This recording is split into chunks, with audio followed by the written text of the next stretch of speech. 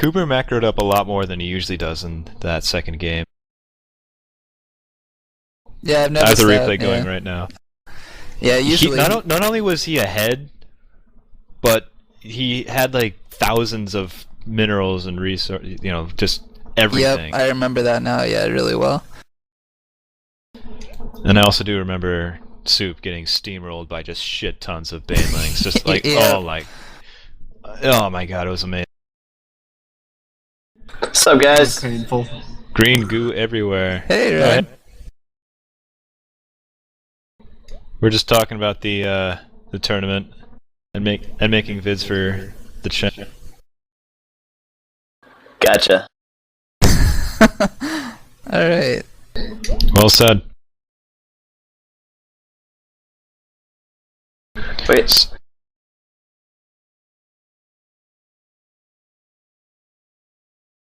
Okay, so next. Alright, so that was- covered. Yeah. Next was the round robin between Kook, Doctor, and Cooper. And first match was with Doctor. Didn't happen. First And one Kook. didn't happen. Doctor went pretty fast Colossus with range, and Kook tried to fast expand. He put his gateways up there by his ramp, and I think he just tried to stay on gateway tech the whole time. Well, and plus defending his pressure, and the Colossus kind of ended up being the breaking point where he could kind of snipe your probes from that ledge. Yeah, Teledream Altar is one of those maps where Colossi really do well because they can step up and down that cliff on the expansion to either avoid armies, snipe probes, or do whatever they want, gain vision, you name it. Yeah, and I was really sitting there hoping for like a glitch in the game where a Colossus could actually trip over as much as the Doctor was stepping up and down that fucking cliff. I was like, oh god, one of them's gonna trip one of these times, and then I'll be set. Never happened, so. Yeah, I want to see that too. Well, that's one way you can micro, man. No, that was a great game. I mean, you harassed me to death. I mean, you got the Colossi out fast. I fast expanded. I felt like I was just playing catch up the whole time. Like, it was no point where I ever felt safe and or like I had a decent army at any point. It was like I would get a couple guys together, he'd come kill them off, and I'd be back to like one zealot with like 10 health left and no shields. Yep. And it was like, oh god, make more shit as fast as possible. And it, like I said, your timings were perfect. You were picking off probes all the time. I couldn't expand. I just felt like I couldn't do anything. So really well played, but not so much fun to play against. Yeah, I get that a lot. Yeah. And then the next match was the famous Queen Roach Rush. Don't even fucking start. Oh my god. The game was epic. Kook Absolutely versus epic. Cooper. Cooper pulls out the craziest shit ever, and we think he misclicks his queen to Kook's space, but it's actually, he set it as a rally point for his 7 roaches, and he had enough transfuses saved up by the time it got there. It kind of just ran over Kook because it took him way off guard. This is just one of those games where you're just gonna have to see the casting to appreciate how epically amazing this is. It was being on the negative side of that whole experience. It was impressive, I'll put it that way. I did expect roaches. I didn't expect a queen. I mean, if you watch the game, I mean, I'm sure Dr. Otto check the cast. I haven't seen that yet, but If I saw a if queen you at my watch the- base, oh my god. Well, and then, I'm sure somewhere in my subconscious, my mind was like, how long did it take that fucking queen to get all the way up here? Because the thing moves, I mean, like a slug on, when it's not on creep. But anyway, if you watch the replay of me, when I'm scouting there, I'm scouting everywhere. I'm trying to figure out, because I figure there's either a proxy hatch somewhere, or a hidden expo, or something hinky is going on. And so I'm looking everywhere, and it never occurs to me that it's just going fast roach, and that you better build some shit really fast. And instead, by the time I realize that the roaches are at the base, I'm throwing down, I think I threw down a forge before that point, and I was just, literally, if I could have picked up the Nexus and thrown it at the fucking roaches to get them to back off my ramp, I would have done it. Like, I just felt like I was scared shitless, pissing myself trying to stop these freaking roaches from pouring into the base. And it was a beautiful move. Worked really good with the transfuses, and it caught me off guard, to say the least. I can't remember. Did you have any of the watchtowers? Did you have your own watchtower taken with the probe? Probably, but my watching of the Selnaga towers, or of the mini map in general, is terrible. Well, you'd have plenty of god-awful. time to catch the the queen, though. Yeah, I think you would have caught it if you would have had the other one. So that was Yeah, really, you're probably right. it's kind of a risky, just 1 in a million chance that he kind of won that one, even though it was awesome. But yeah. And then I would say against me, it's probably a 1 in 4 move, not a 1 in a million. But and then I'll just let you guys talk about the championship set, because I remember he tried the Roach Rush one game versus Doctor, but I cannot remember any of the others. I actually think it would have been a good move to try that Roach Rush on the first game. I remember he macroed up or tried to match you in macro, and I think actually that first game with the positioning, if I'm not mistaken, he could have done a pretty decent early Roach push, but I could be completely wrong. I'm trying to remember off the top of my head. That was Metalopolis with the short air distance and the relatively long ground distance. So I also had the watchtower, so I could have seen it coming and reacted a little bit. So Roach Pressure may have worked. I also got really fast Immortal, so it wouldn't have worked as well. Yeah.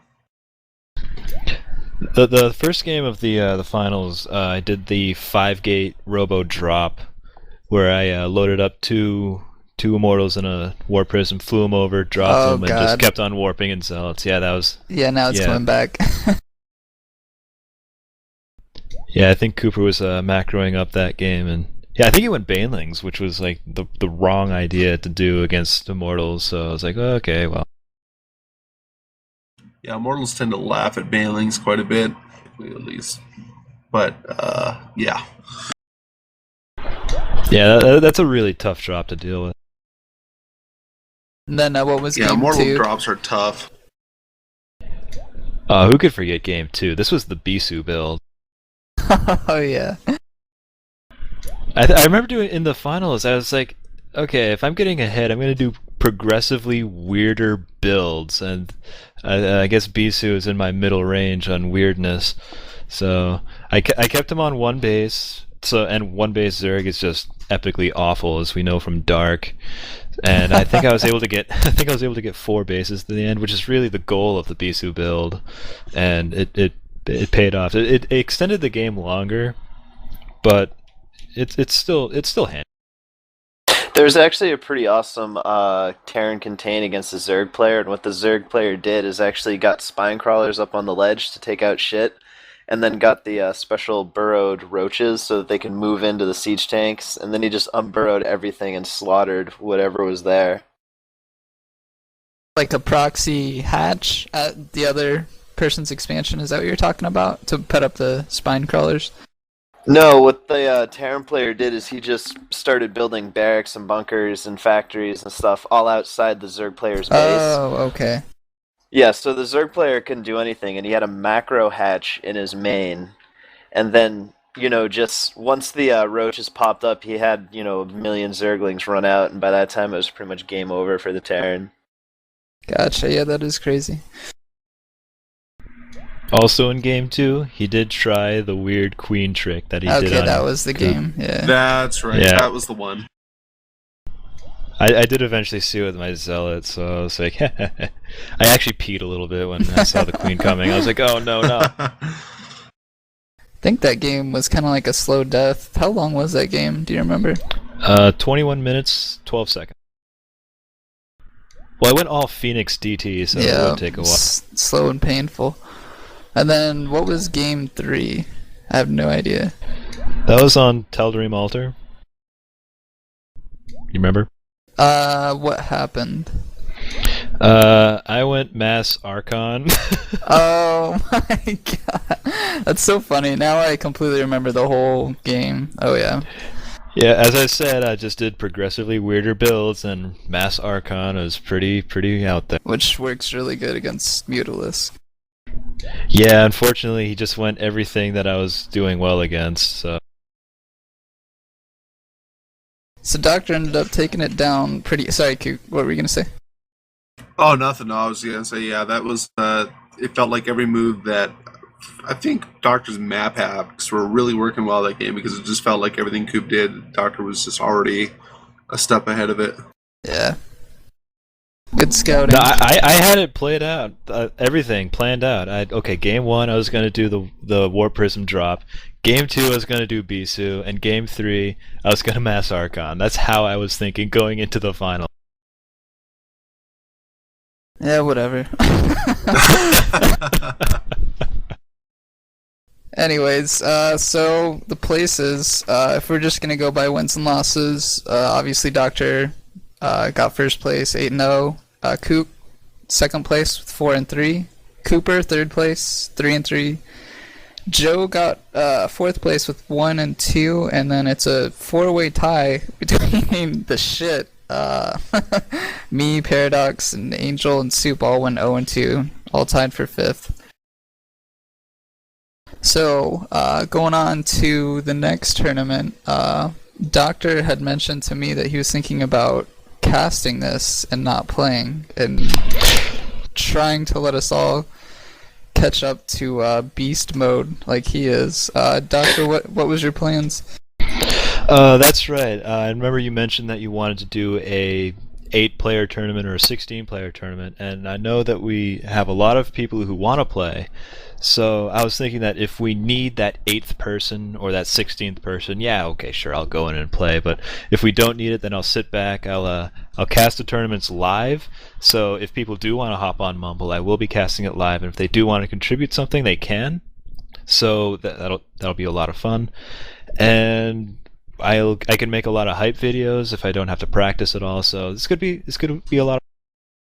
And actually, I think that's a great idea because I do not want to play Doctor ever again. Dude, nobody does. I get no love in this channel. It's awful. No, actually, I do. I want my fucking revenge, bitch. Oh, that's not gonna happen. Yeah, and I do want to give the I don't want to call them noobs, but the not as good as me players, have fun and have a chance. So I'm probably gonna sit the next one out and cast. I think that's a poor idea. I think play like I said. I think people need to. Like I said, I've said it from day one. Always play players who are better than you because that's how you learn. That's how you get better. It's not like yeah. If there's $100 on this tournament, I would say get the fuck out.